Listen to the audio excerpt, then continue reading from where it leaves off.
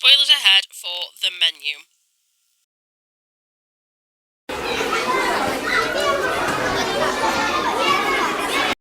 A dark horror comedy that really makes you want to crave a cheeseburger by the end of the film.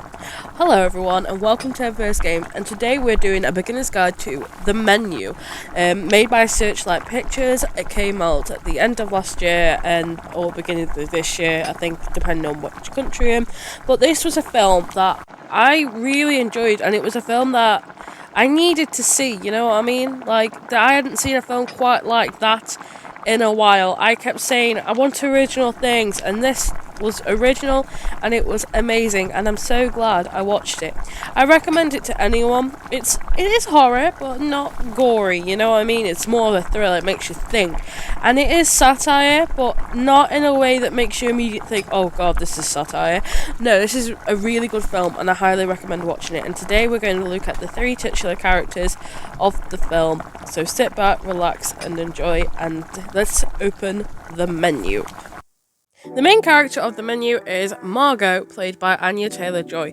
And I have to say that I will watch anything with Anya Taylor-Joy, from the Mario film to Queen's Gambit, Last Night in Soho, literally anything that she's in, I will most likely watch it, because she's an amazing actress and she's really finding her craft, and I absolutely love the film mostly because of her.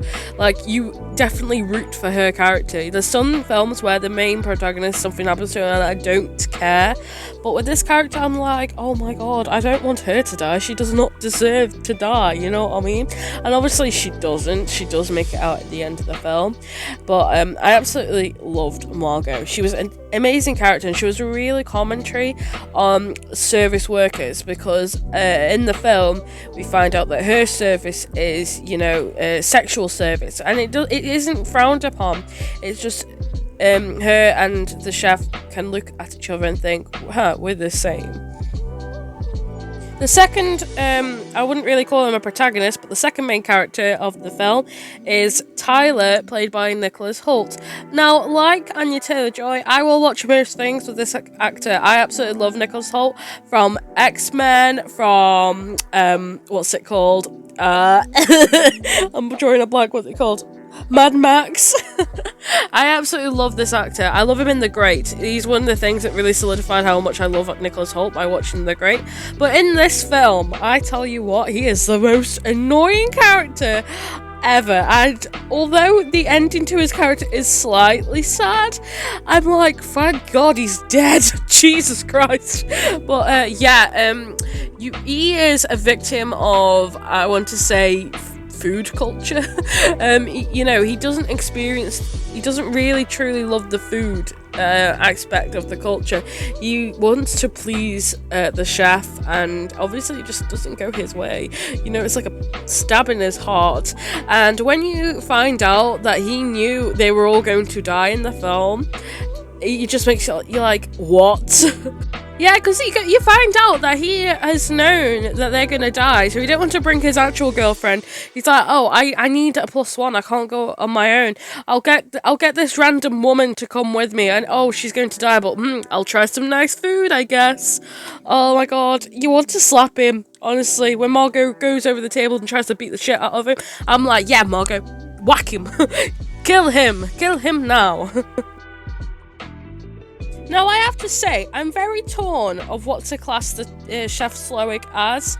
Do I say he's a villain? Do I say he's an antagonist? Because technically he drives the plot forward, so it's kind of hard to say what the chef is. Because he's not a good person. He even says that in the film. He's like, oh, I'm a shitbag. Don't like me. But I have to say, he's quite an interesting character. He's portrayed by Ray Fiennes, and I have to say that he's just a unique kind of character, because you don't want to root for him anyway, but like at the end when he's got all these little s'mores out and he's lighting everyone on fire, you're like, damn, he's got to take everyone out, hasn't he? Jesus Christ. But I have to say, I kind of like the look of some of the food in the film. So they serve bone marrow at some point, and I went out to a restaurant the other day and I was like, you can't get that surely. Yeah, I ordered bone marrow, and I have to say, it's really nice. I told my mum, and mum was like, you can't eat bone marrow. I was like, I did. I also like that the whole reason Margot survives is because she orders a cheeseburger, a food that the majority of people love. You know, I'm not saying everyone because some people generally don't like them, but it's like a comfort food, isn't it? A cheeseburger, and that's how she survives. So the point in the film is that people are losing love for the food art, so like, you know, the culinary arts, like there isn't as much love in there. It's just for the effect, people are speculating it. It's actual consumerism, but not consuming the food, consuming the things around the food. So the fact that they're told not to take photographs and Tyler takes photographs, the fact that the old couple who go there, who've been there like 11 times, don't have a fucking clue what they're eating.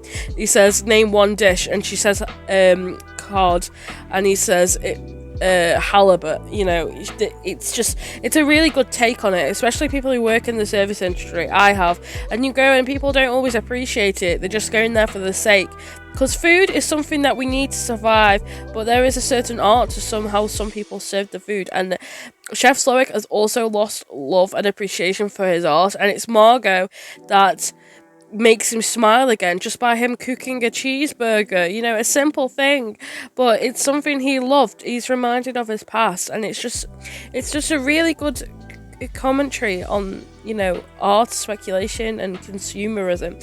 And I think the film does an excellent job of showing that, and I have to say I just really enjoyed the film, and it's something I watch quite a lot. I repeatedly watch it just to, you know, get that feeling back, and I will never feel the same way as I watched it for the first time. And although that makes me sad, I'm glad I got to experience this film, because it really is a film. It's cinema, and I hope there's more films like that in the future.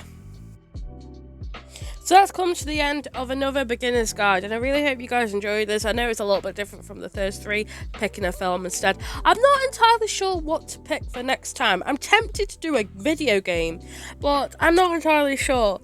But if you guys did enjoy, please do, you know, recommend things. You say, if you think I need to watch something, please tell me. But thank you guys so much for watching. So just a reminder that Saturday Night Game Night is going live on Twitch on the Saturday the 29th of July. Please do tune in, and thank you guys so much for watching. I shall see you in the next video. Feel free to like, comment, and do subscribe if you're new. It's always fun to see you around, and I shall see you in the next one. So later guys, I love you. Bye!